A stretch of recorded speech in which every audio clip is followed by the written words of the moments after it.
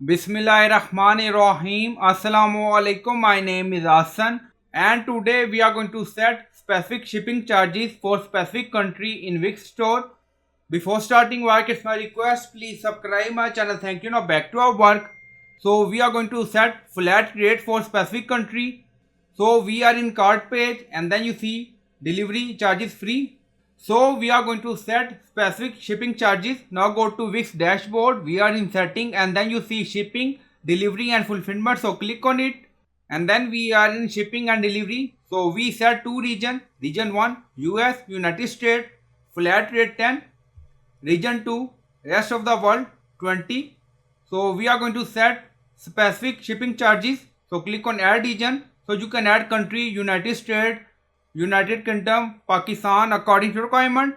Now you see region 3 region. Now select. So our country region is Pakistan. Now select. If you want, you can add more countries. Now you see free shipping. Now select flat rate. Now add price 10. So you can add price according to your requirement, and you can add option name, and if you want you can add delivery time optional business day. If you want you can add local delivery pickup, and then click on save.